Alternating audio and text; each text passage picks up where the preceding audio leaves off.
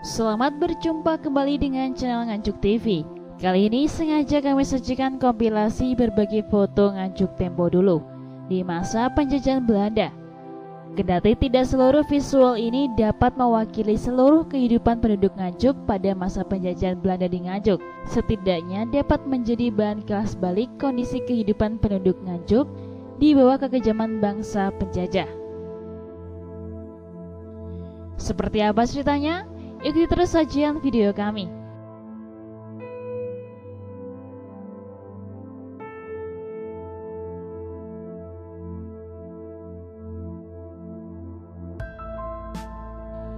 Dari beberapa foto yang berhasil kami dapatkan, semuanya menceritakan keadaan penduduk Nganjuk di masa penjajahan Belanda.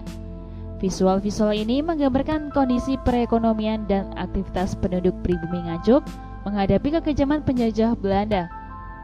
Mereka kebanyakan bertahan hidup dari bekerja sebagai pekerja kasar.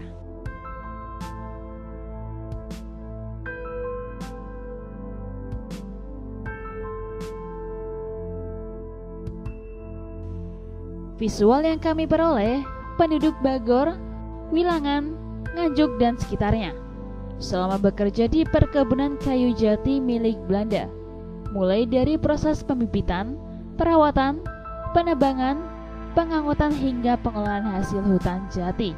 Untuk Nganjuk wilayah barat ini, penduduknya banyak bekerja di hutan jati Tritek, lereng Gunung Pandan. Mereka terus di bawah pengawasan ketat dari seorang mandor yang sebenarnya penduduk asli Nganjuk sendiri.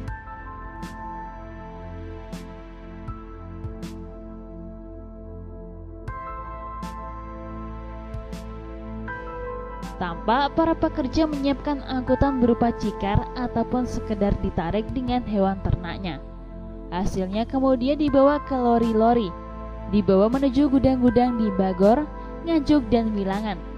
Selanjutnya, hasil penebangan kayu jati diangkut menggunakan lori yang sudah siap di stasiun Bagor.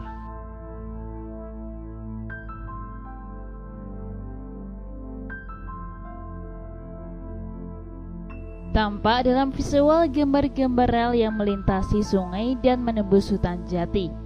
Tampak keadaan sebuah bangunan irigasi dan jembatan. Kondisinya tersebar hampir di seluruh wilayah Nganjuk. Tampaknya bangunan irigasi tersebut dipersiapkan untuk mengairi lahan pertanian dan perkebunan, yaitu padi dan tebu. Karena tampak pada visual banyak ditemukan dam dan pabrik gula.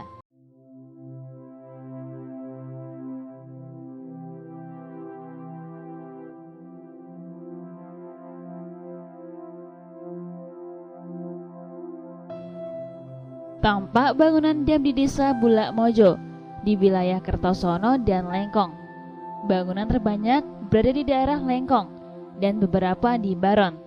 Juga tampak banyak berdiri pabrik gula dan perumahan bagi para pekerja pabrik di beberapa wilayah tersebut. Pemerintah Belanda tampaknya juga melengkapi dengan klinik dan perawatan medis bagi karyawan pabrik gula.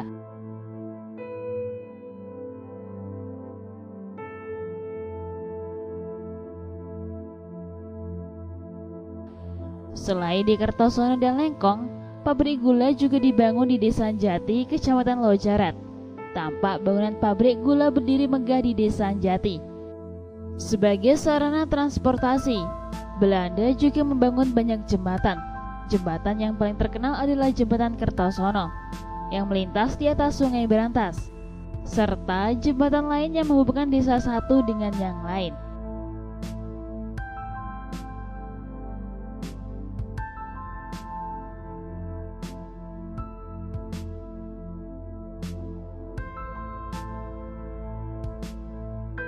Dalam Nganjuk tempo dulu, kami juga menemukan bangunan tempat ibadah berupa masjid, yaitu di Desa Ngerajek, Kecamatan Tanjung Anom dan Nganjuk.